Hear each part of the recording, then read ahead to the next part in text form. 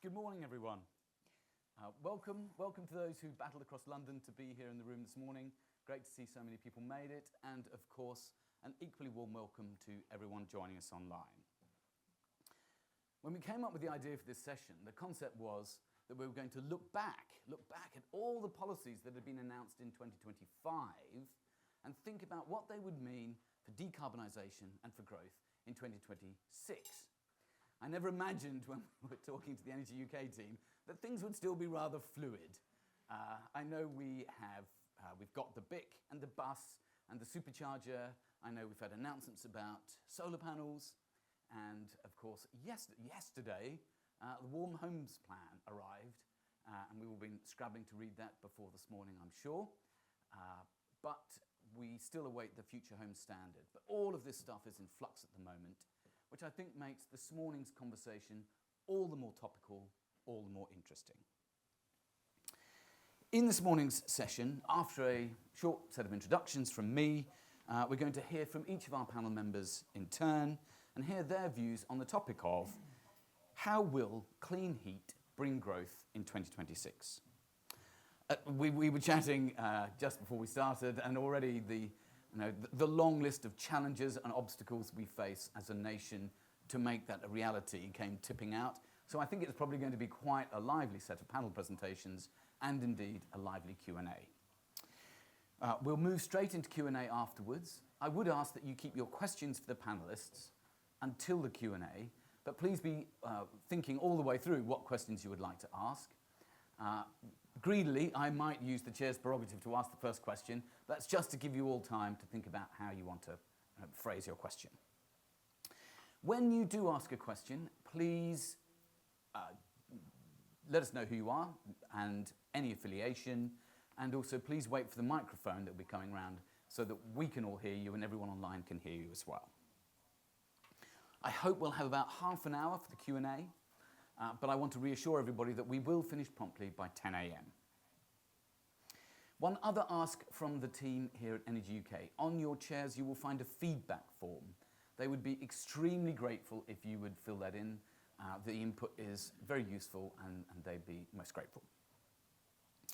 By way of introductions then, we have a really interesting range of panellists drawn from a wide cross-section of our sector.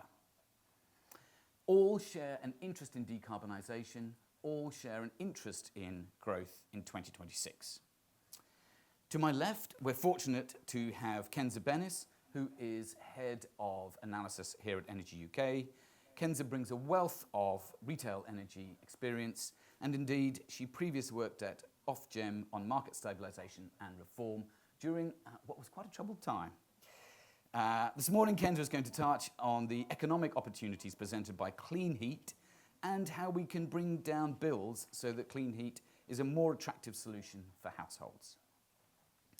After policy, we turn to innovation and Nick Gosling. Nick is Policy and Strategy Director at Vital Energy, and Nick is going to touch on some of the innovative projects that Vital Energy are working on, and I hope he'll also talk about district heating solutions, which is an important area and one that I'm certainly very interested to hear about. After innovation, we move to industry and Paul Piercy. Paul is Federation Manager at British Glass, and he's focused on energy and decarbonisation for British Glass, but I think has a perspective on the whole glass industry. Paul will talk about how industry is approaching the barriers to decarbonisation and the particular technical challenges from electrification. But I think we'll also give his sense of how the industry as a whole is responding to the need for change. And finally, far from least, we turn to Chris Carr, Managing Director of Carr & Carr Builders and past President of the Federation of Master Builders. Chris will give us his view on what it would take to move to clean heat at scale in new build housing. I expect Chris is going to give us a pretty frank set of views, but I think also a constructive perspective as he looks at opportunities as well as obstacles that lie ahead in 2026. Let me finish with a few brief words about myself. My name is Dominic Herndl. I'm a partner at Oaklyn Energy. We help organisations understand and plan for the energy transition and implement the projects that will achieve it. We work right across the energy sector, from running huge infrastructure projects in the North Sea to helping small businesses who are otherwise baffled and lost in our new policy landscape. As chair, I'm going to try and keep us on track and to marshal your questions to our panel as best I can. Please bear with me. As I say, it feels like a very topical time.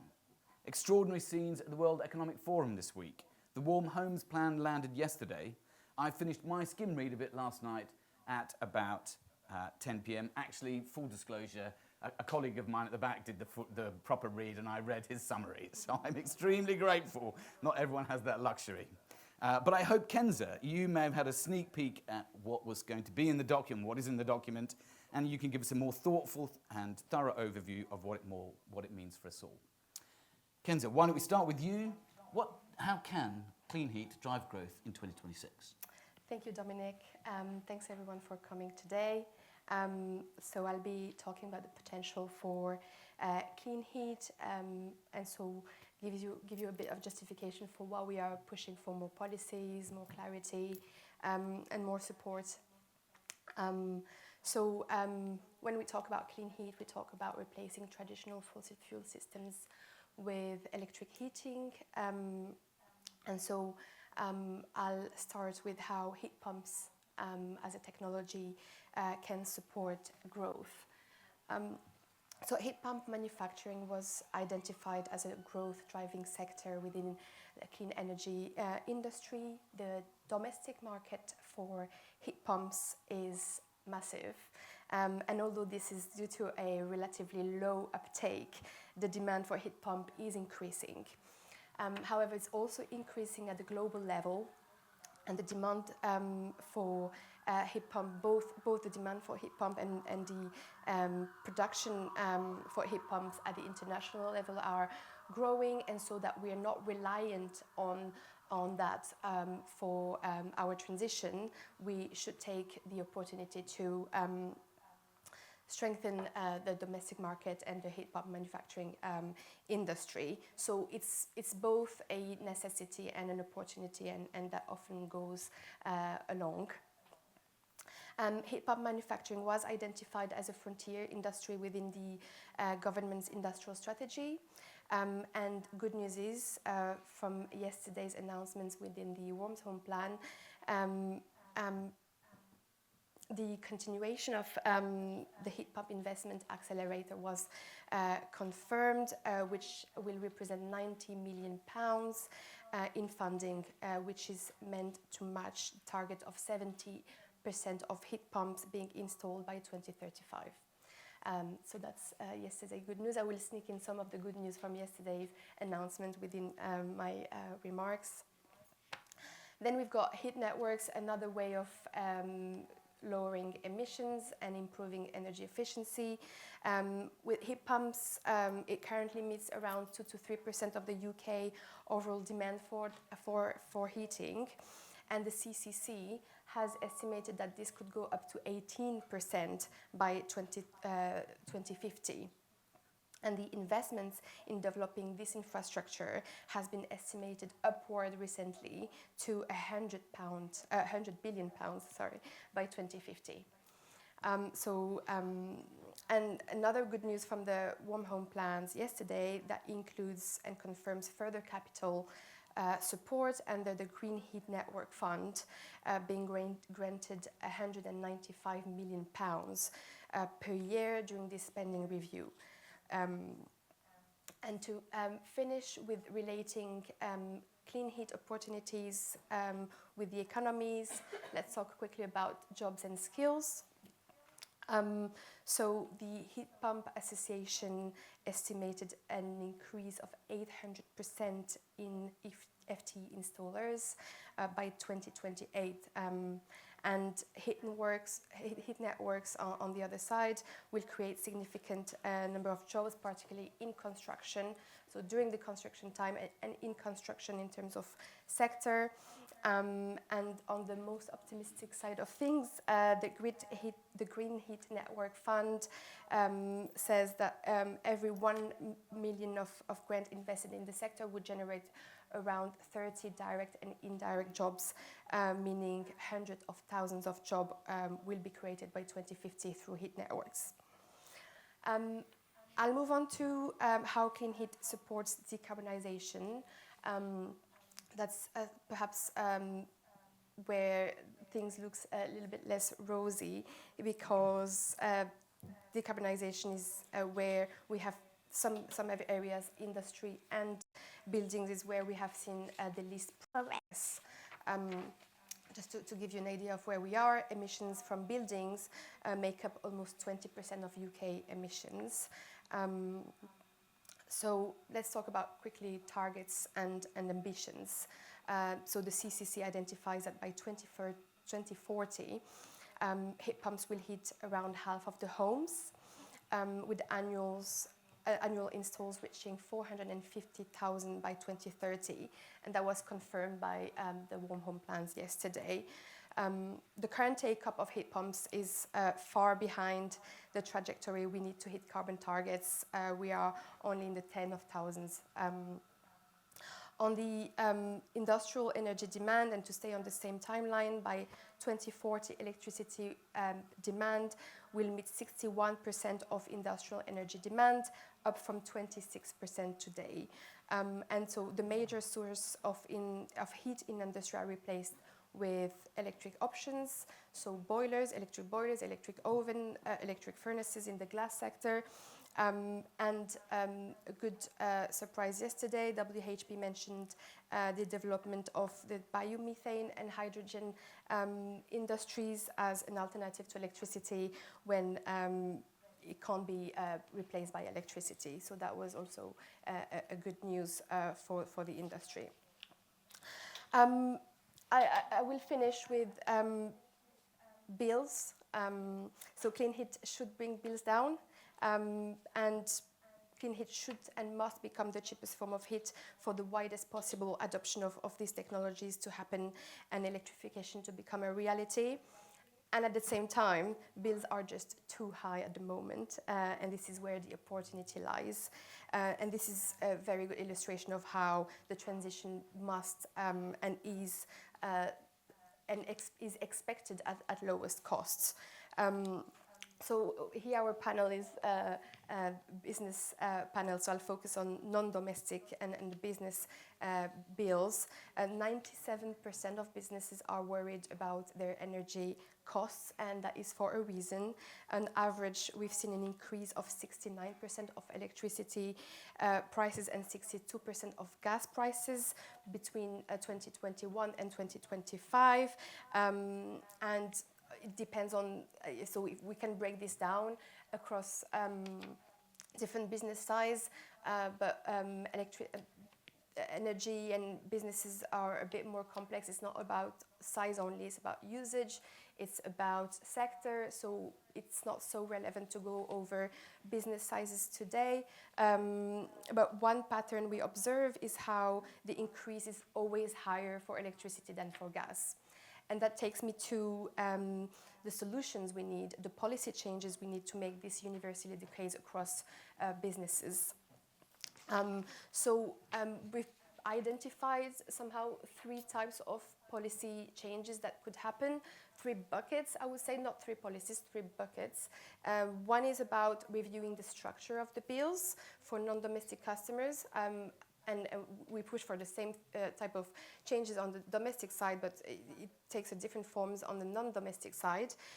So here, the objective is to make electricity cheaper than gas.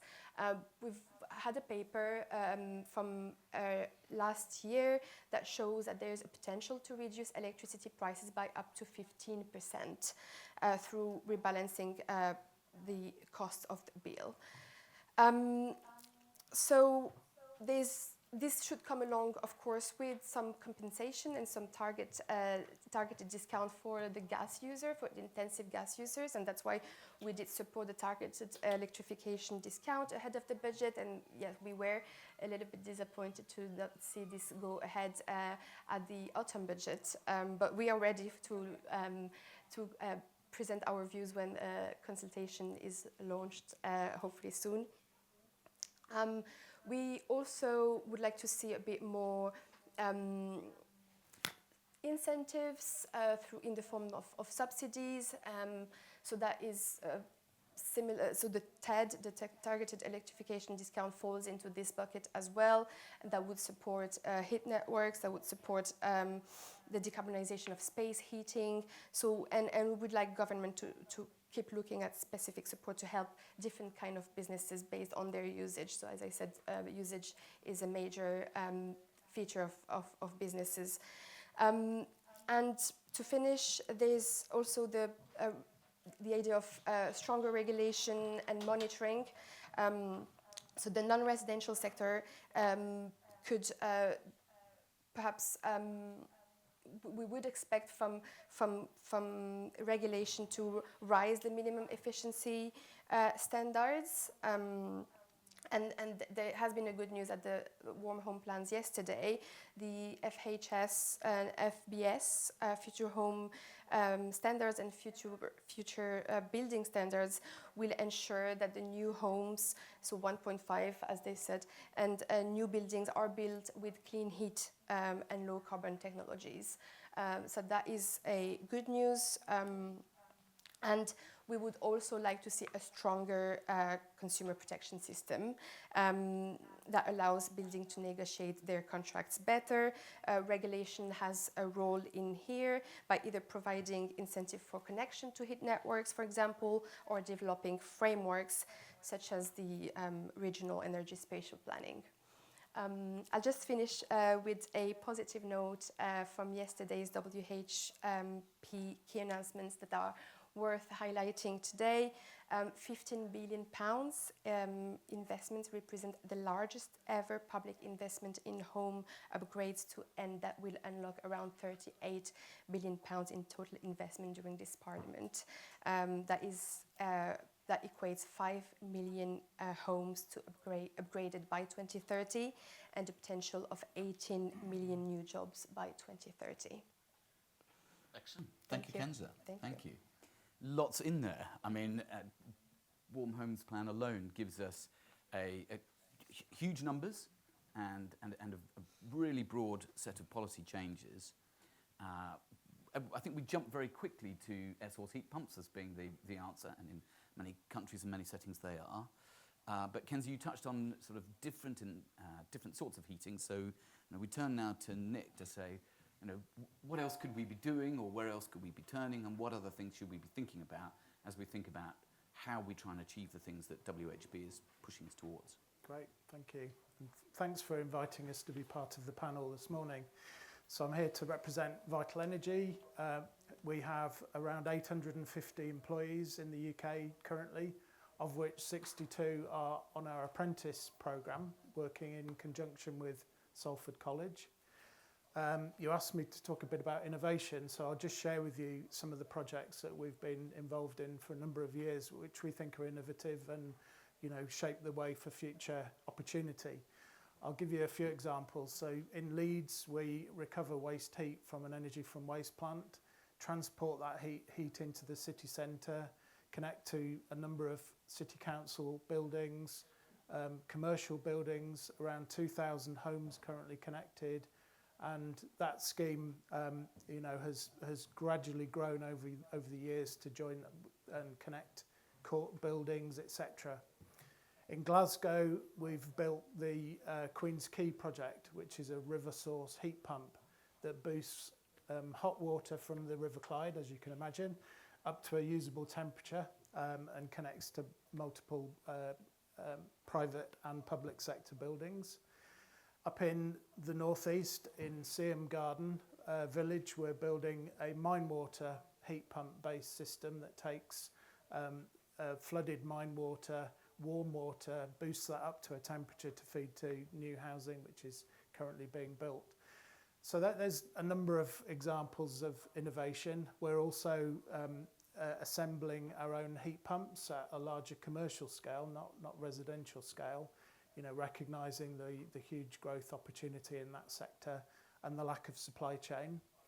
And I would say that of all the projects that we've been involved in that I've just mentioned, they've all been supported by some form of government funding and incentive. and wouldn't have happened without it.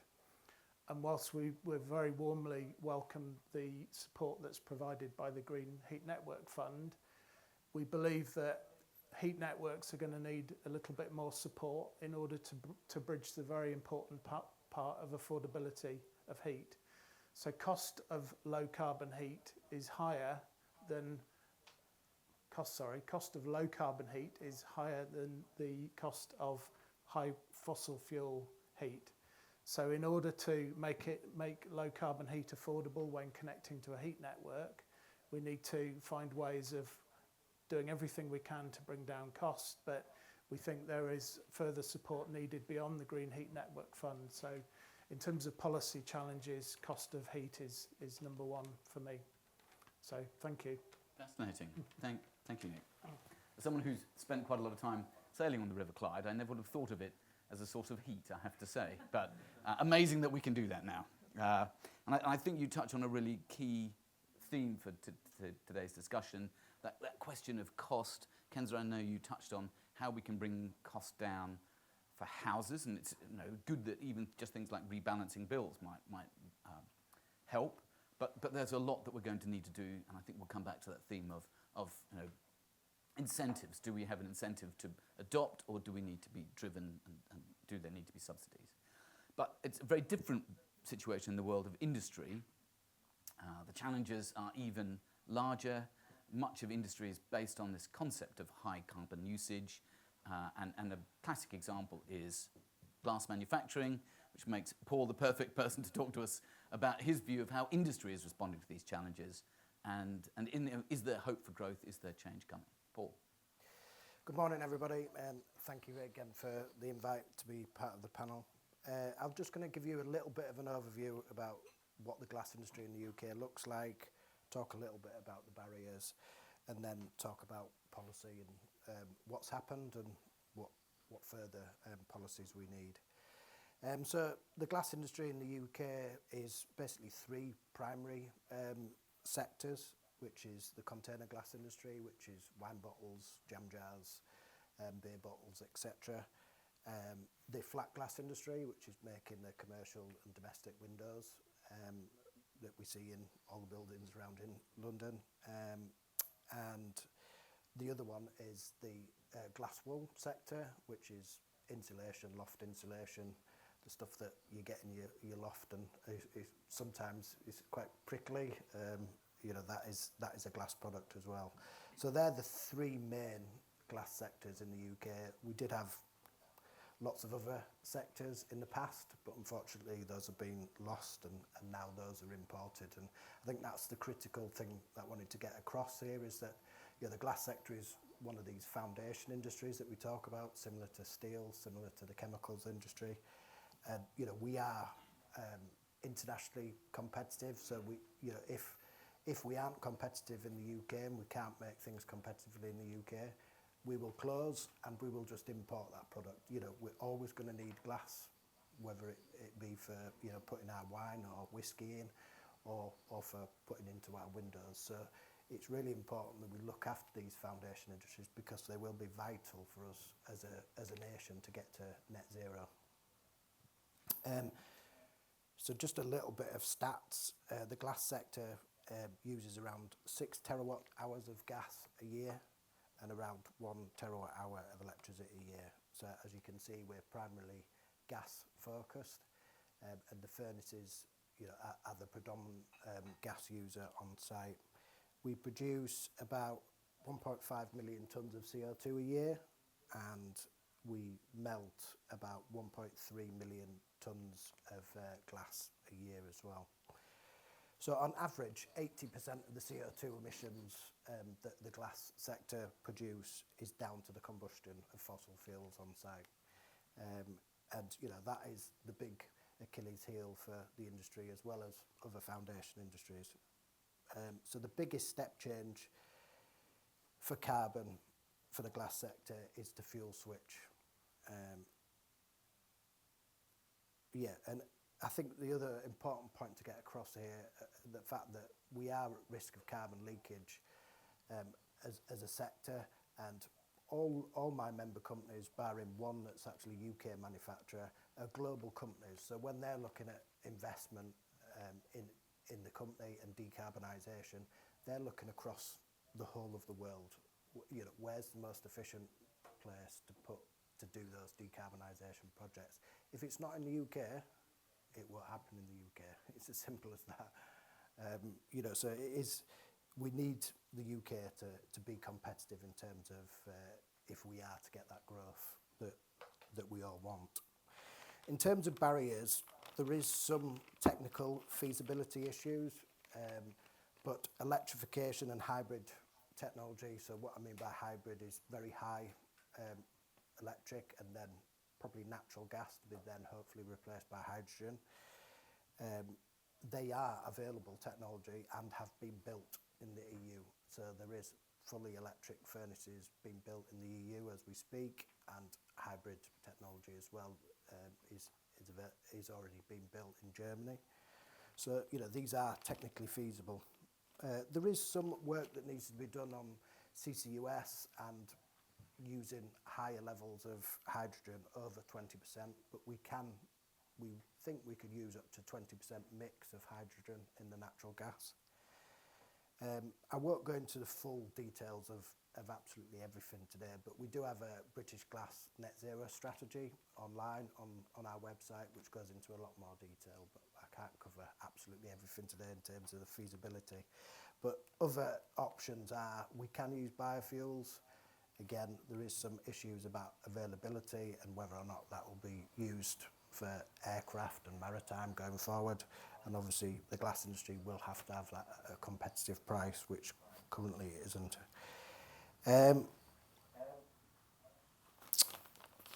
So covered most of the barriers.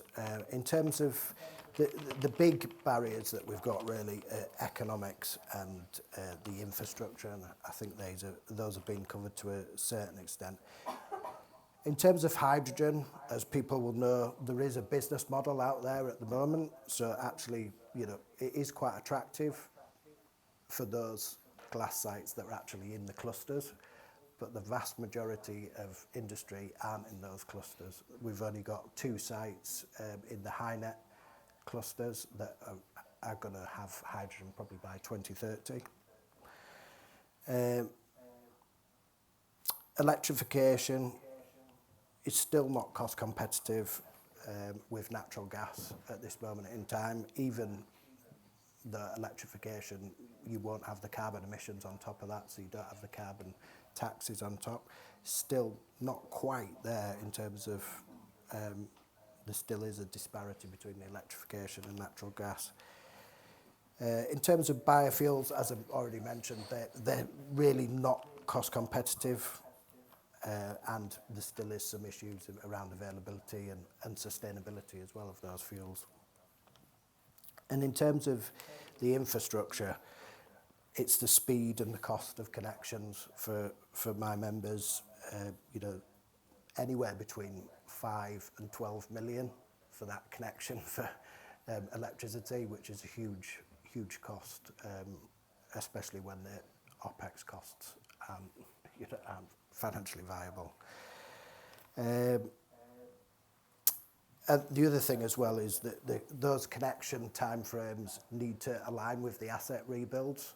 So a glass furnace normally lasts between 10 and 20 years.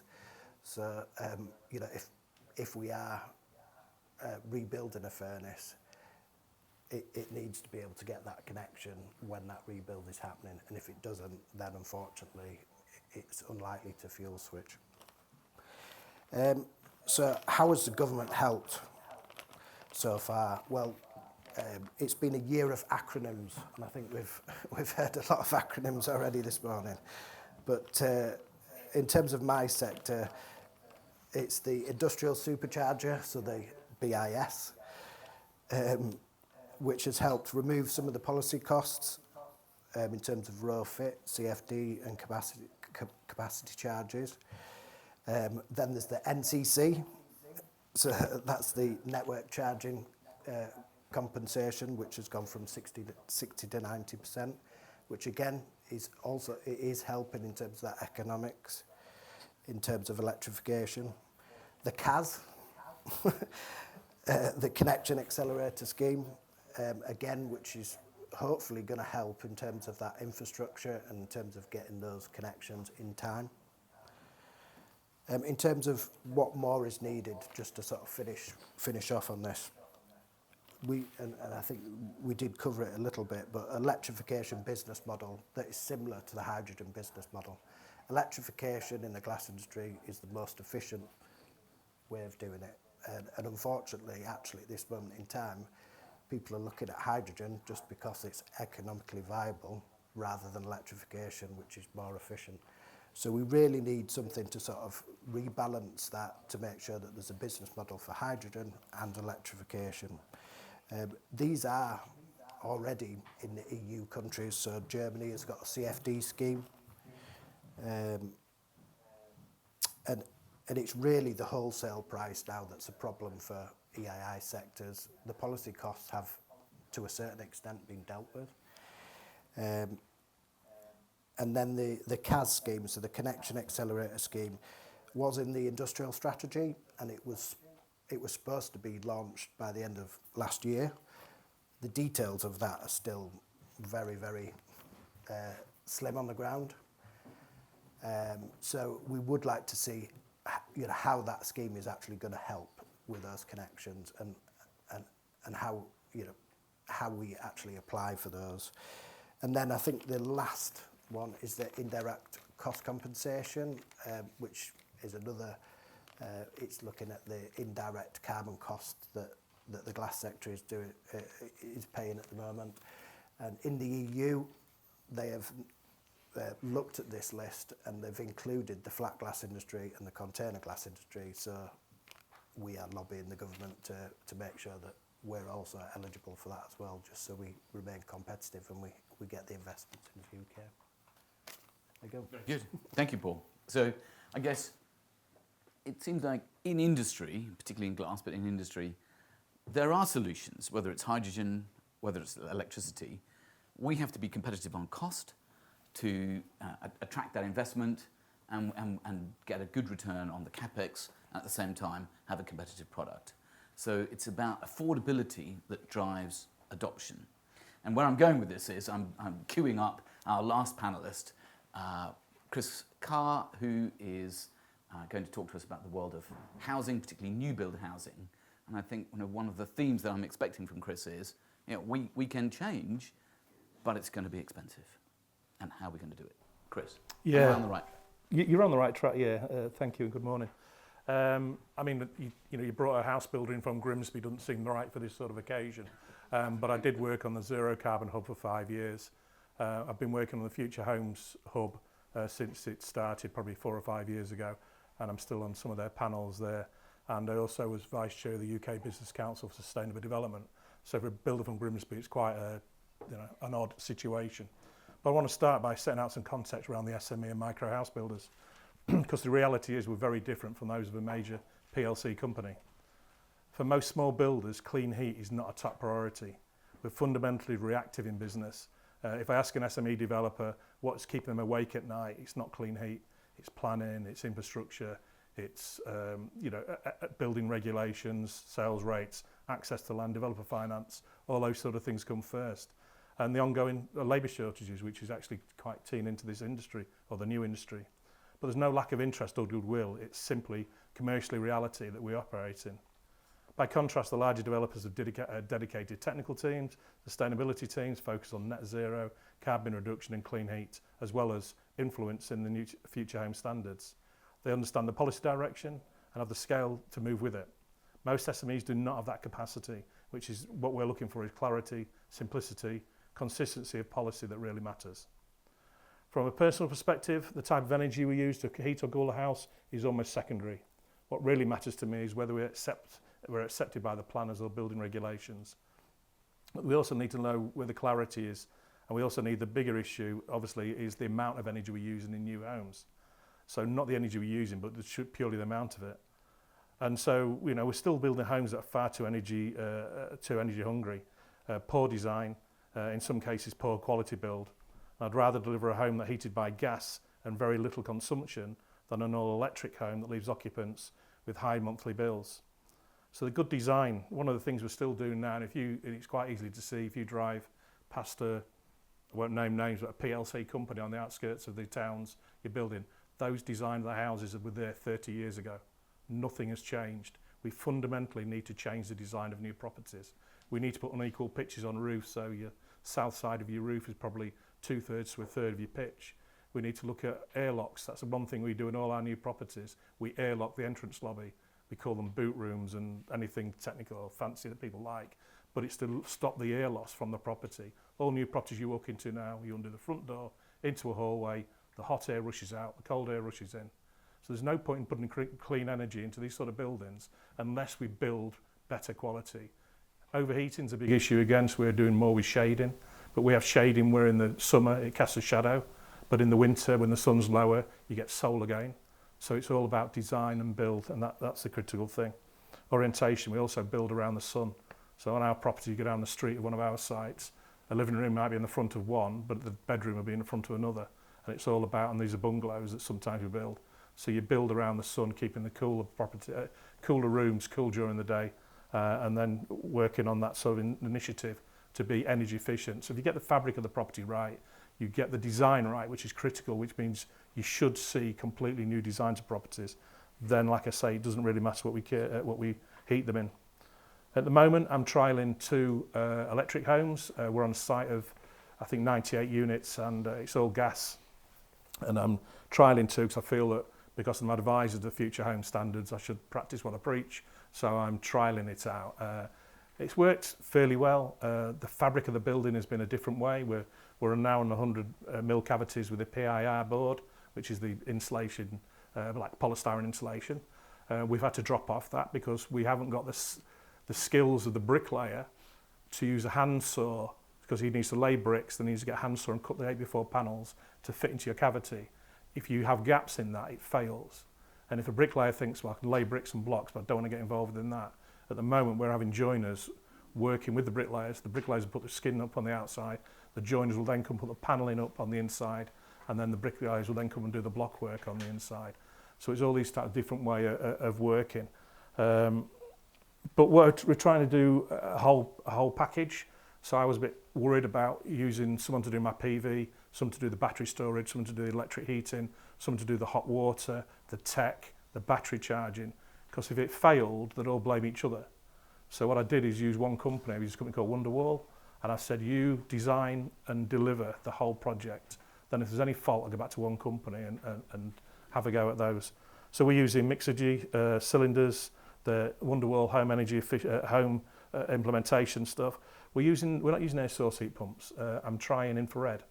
I still have a big issue with air source, and especially on the properties we're building, which is a pair of semis, is where do you put the air source heat pump? Do you put it on the front of the property? The council don't particularly like it. You've now got, remember, on new properties, we have a minimum of 4 wheelie bins. So suddenly you're either taking up your front garden and making it look unattractive, or filling your back garden. So I needed that taken away. That becomes with the battery storage. We've managed to put a battery storage inside in a plant room, because the other thing now in new homes, we have to build a designated plant room. I've got mixed messages regarding battery storage. I wanted them inside. The manufacturers, 2 of them said yes, 2 said no. Builder control said, when you find out, let me know. And planners are saying, we don't really care where it goes. So we have now bitten the bullet and going internal with battery storage in an airtight room with heat sensors and fire sensors, with thermal plasterboards and for noise reduction and for fire. So it's quite a complex system just to get the plant room. But the additional cost is between £15,000 and £20,000 on each unit. And the biggest problem with that is we're getting our money back. Mortgage lenders do not see a value in us doing all electric homes. Bizarrely, social housing providers do. They say, well, if we have energy efficient homes and low bills, then the tenants will pay their rent. But the mortgage lenders don't get the same scenario that if you did everything and they got lower bills, they could afford a bigger mortgage, and so you can put it on the mortgage. And so there's an imbalance at the moment. So every electric home I'm building at the moment is costing me about another £15,000 or £20,000 on top of, because this is a gas site, we have to pay the gas service provider £1,600 not to connect to the gas, because they don't get any standing charge on their bills for the meter. So we have to pay in advance for that, which is a bit annoying. But there needs to be far better and constant communication from the government and the industry about the clean heat and the future home standards. You know, properties, they're just important to get to our customers as well. One of the things we had was a customer complaining the other day that, you know, you've sold me this energy efficient home, but my electric bill's gone through the roof. So I went to look round there. He'd bought an electric Aga and a hot tub, and then was blaming me for energy efficiency in the property. So I think, and that's an exception, but we need to get the people understanding that electric heating is, and it's known, is 2 or 3 degrees colder. All the surveys have come back. And the other thing is the more and more movement you have in and outside the property, you're going to lose more energy as well. So it's people being aware of every time they undo the door, it's getting colder, that it will be fractionally colder anyway, but it's their lifestyle. They need to also change their lifestyle as well as the bills we're doing for them. Because we can get challenged here. If we sell a property that's meant to be energy efficient, people mistake energy efficiency for cheaper bills, and it isn't. And we've got to the understanding next. If we don't get it right, our customers can go to the New Homes Ombudsman and say, car and car builders sold me this property, said it was energy efficient, the bills are through the roof. I've got to defend that. And the only way I can defend it at the moment is go and speak to the government. I'm doing everything they're telling me to do. If the bills are higher, that's not my problem. I'm abiding by all the reports and all the legislation. But clean heat can be an absolute work for the new build sector, but only if policy design and infrastructure skills and finance for the communication as well move forward together. Thank you, Chris. Fascinating to see even simple things like an airlock set of doors or a different set of shades in a property can make such a difference. And my sense is we need to be thinking in a far more holistic manner about a whole system of change rather than, if you like, at the moment I think we're jumping on point solutions. Let's all fit air source heat pumps. All the problems you outline, I think we're going to bump into a lot. Lots from the panel and lots from me. Perhaps time to hear from our audience here in the room and online. Are there any questions immediately here in the room? Yes, please. Microphone here. Alex will give you the microphone. Hi, thank you to the panel. It was really interesting. My name's Helen Motwani. I'm head of heat decarbonisation and bioenergy at the Renewable Energy Association. So we represent geothermal, but also energy from waste plants, feed into heat networks, and biomethane as well. So lots of very interesting points. My question was really around heat networks. Very ambitious targets in the Warm Homes Plan, and a real focus on the low carbon feed-in for them. So you've talked about the need for extra incentives in addition to the Green Fund. What else do you think industry needs to do to build those supply chains over the long term and increase investment, but also consumer confidence, I think, in district heating? Thanks. Well, Nick, shall we turn to you in the first instance and get your view on that question? So there's a few questions within there, so I'll try and unpack it a little bit.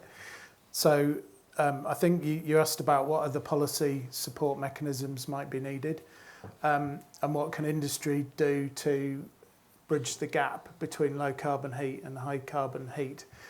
And there are a number of things. So I'll start with what industry can do. So clearly anything that can be done to improve efficiency of build, reduce the cost of build, increase the programme through innovation, etc., is a key area. And industry are looking at all sorts of clever ideas like trenchless drilling technologies or different pipe products, etc.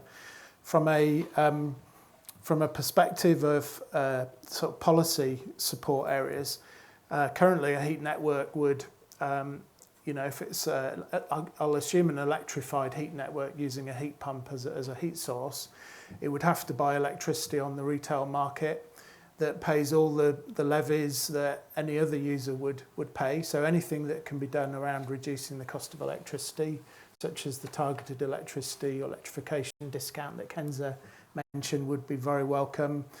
Anything around reducing the cost of business rates. So a heat network that is built is an asset that will have a rateable value and will therefore have a business rates cost. Thankfully, government has provided an exemption for low carbon heat networks up to 2035, but most investors, when looking at a heat network, will be looking at a 40, 50-year business plan. So if you know from 2035 there's the potential for business rates cost, you have to build that into your plan. So I've talked about electricity, business rates, cost reduction. What else could be done? A number of, I think Paul mentioned about CFDs for the glass sector. I talked a bit about cost of heat being a challenge. And I think what would be an ideal solution is some form of CFD for the heat network sector that bridges that affordability gap between the lowest that it can get to with everything industry can do compared to gas, leaves that gap. And whether you call that a CFD or we have coined it a heat network financial investment decision support scheme. So Another acronym, exactly. Yeah, exactly. So the idea is not to bolster the profits of investors. It's to make schemes affordable for investors, but also affordable for homeowners to buy the heat from the network at the same price as their counterfactual, which in most cases is gas boilers. So most heat networks that are being developed at the moment are in city centres. Buildings have got gas boilers, and to move them away from that is a big challenge, from a cost perspective. Huge benefits from a carbon perspective, but I've had a stab at the answer. I hope I've covered most of your points. So, any other thoughts from panellists, or we'll move on to the next question? Lady in the front here, Alex. Thank you. It's been a really interesting discussion. My name's Nell Brown. I work for the Royal Institution of Chartered Surveyors and the Public Affairs function. I'm really interested in how a lot of the sort of policy work that you're talking about fits together. Future Homes and Building Standard was first discussed under Boris Johnson's administration in 2019, which is now 7 years ago. And it kind of, the names and the acronyms maybe perhaps mask what it really is, which is a change to Part L and Part F of the building regulations, which is really a minimum standard. So a lot of what you've talked about is innovative. How do we innovate the policy process? Interesting question. I think there's been so much policy, and we're all working in the sector in this room. I'm immersed in this all day, and I find it bafflingly hard to keep up with everything that's happening and all the acronyms that we've remarked upon this morning. Kenza, can we turn to you in the first instance for a view on this question? I can try to take that. So I think there's innovation on the technology side of things, but there's also some innovation on the policy side of things. And I think we are in a rush, but we should also be patient for those ideas to come up. I think one thing that a broad ideas that we are expecting good news from is Ofgem's cost allocation review. I think that is one that gathers a lot of those big ideas, and it relates those innovation as well, because low carbon heating must be installed with flexibility. So I think that review, that cost allocation review, accounts for those innovation, and I think that's something we are looking forward to contribute to and to hear from. So that will get wholesale and network charges right, hopefully. So it's a big one. It's a big policy that accounts for those innovation, and that we are really glad to see developing. I hope that is a beginning of an answer. Yes, Chris, on the subject of building standards, I'm sure you have a lot to say. Much, yeah. No, I'm on the Future Homes Standard, on Future Homes Hub, should I say. I sit on their Part O panel, the overheating. And I've got to say, you'd be spending more energy cooling a property within the next 5 years than heating it. If you look at the moment, I think someone said the other day, is it 36 days of the year now we need to put the heating on, and the rest of it you don't. But it's the cooling's going to be the critical thing. But I sit on a Velux thoughts group, so we go into Europe every year. Velux fund builders from all over Europe to meet together, and we just query each other about what's going on. When we talked 5-6 years ago about sealing properties up, the Scandinavians laughed and went, yeah, we did that, and our health thing was a massive problem. Everyone became ill. So we've gone back to natural ventilation again. We spoke to the Greek, the Portuguese, and the Spanish about overheating. He said for thousands of years we've used smaller windows and shutters. And he said now we've obviously moved on to air conditioning. So I don't know how in the UK we're going to find a better solution from thousands of years of people that have lived in the heat. We've just got to look at what they're doing. So we're looking at potentially putting shutters on new homes, but making architectural design, so a feature rather than a blot. So Velux have got one that there's like a slide in front of the house, big engineered design thing that you can pull over the windows. So those sort of things. Natural shading is always critical for us, and natural ventilation. So we purge ventilation. So we can we've got a system where it can, on the 3rd floor of some of the properties on the stairwell, and we've got downstairs with the voltage ceiling in the kitchen. We'll do both. Just drags all the heat out. Costs nothing. When it gets down to a temperature that's shut, or if it rains, it shuts. Such simple things to do. But we've got to look at the practical ways of doing it. But overheating is critical. It's not heating homes up. Fascinating that in the UK we're getting heat from the Clyde and we're worried about overheating in our homes. Doesn't feel very, very British, but we must have an open perspective, of course. And I think one other thing that I think that we can see happening in the policy landscape, and I hope is a trend that will continue, is a move away from, if you like, point political policy statements like a ban on gas boilers or a Great British Insulation Scheme, and folding much more thoughtfully the objectives that we're trying to achieve, and the incentives and the funding around a set of policies that are more coherent. Some in the room may howl with protest and say that's very naive of you, but I think there is that trend towards something a bit more joined up, something a bit less, forgive me, but tabloid in its nature. I think we can see that happening as well. Any other thoughts from the panel, or we'll move on to another? We've got time for a couple more, I think. Just any other questions in the room? Maybe one more question in the room. Gentleman at the back. Hi, thank you. Really wonderful set of presentations. Thank you. My name is Chris Unsworth. I work at the ADE. I'm the head of Heat Networks, and we represent demand, so anyone who wants to get involved in the energy transition from the consumer end, and also a range of heat networks. My question's about skills and training. The Warm Homes Plan sets out a lovely vision for skills, but Chris in particular, you have mentioned quite a lot of tangible, simple, very effective steps you can take to move things forward. What does the whole panel think is some simple, tangible steps to make progress on skills and training? Such a huge issue for everyone in the industry. I mean, we see it, building wind turbines in the North Sea through to getting joiners to fit insulation boards. It is a constant challenge, and it's something we're going to have to face. Nick, do you want to go first? Yeah. Thank you. Great question. I think first challenge is seeing sufficient demand for those skills once they're employed and trained, etc. So I mentioned earlier that Vital has 62 current apprentices. Since 2020, we've recruited 92. Some of those have gone beyond their apprentice programme into, in some cases, degree apprenticeships, and are rising through the ranks in Vital Energy. And we're perhaps sort of leading the market in recruiting ahead of need. But ultimately, there's a point at which you can't afford to take on anymore unless you see the demand. So I think things like the Warm Home Plans and the ambition that shares up to 2035 of the growth of networks is a really clear signal of the opportunity.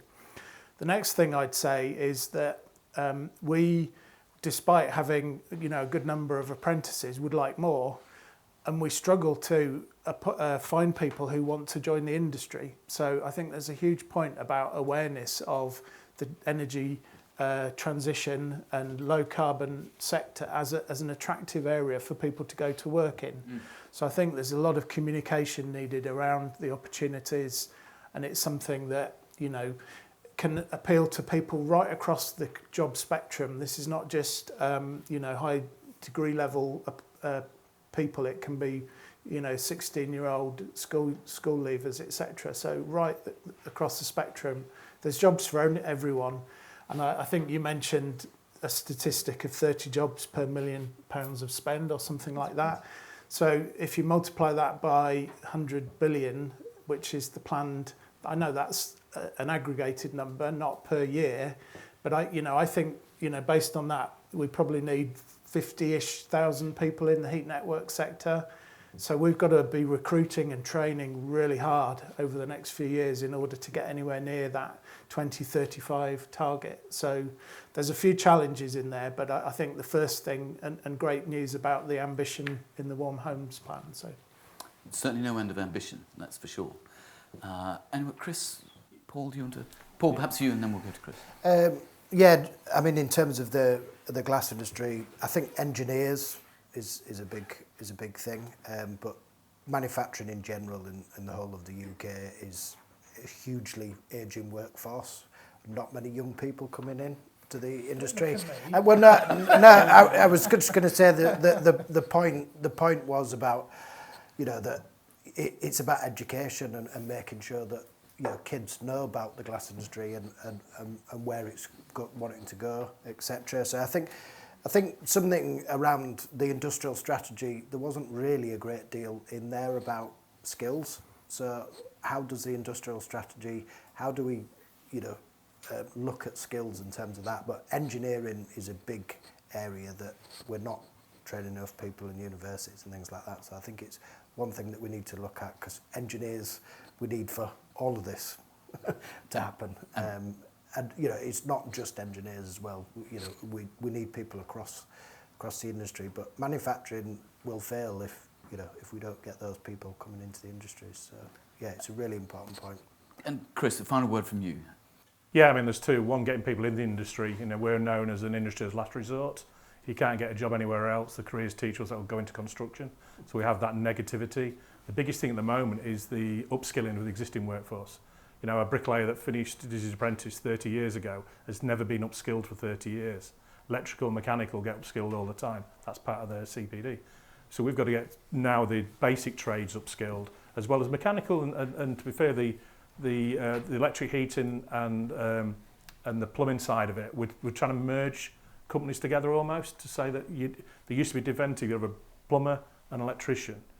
There's a blurred line now because you're talking so much electricity going into the plumbing system. So we're saying you need to kind of either work together closely or potentially merge together to give the full package. So it'll come. That'll take a bit of sorting out, but it will come and it's simplified. We've just had them come to our site, show us the electrician and plumber what to do.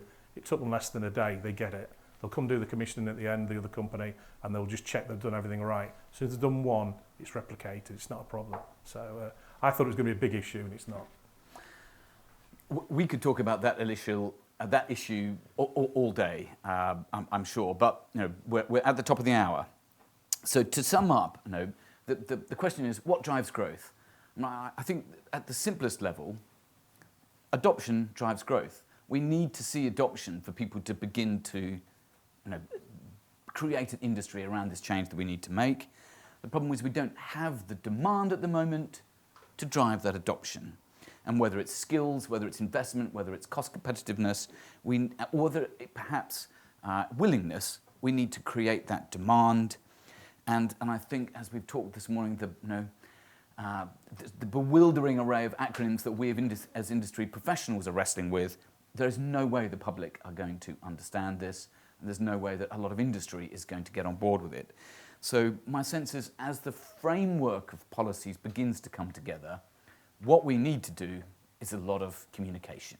We need to explain to people why this is important, so mortgage companies understand it, investment companies understand it, infrastructure companies understand it, and we can begin to see enough pull to create that demand which will drive adoption.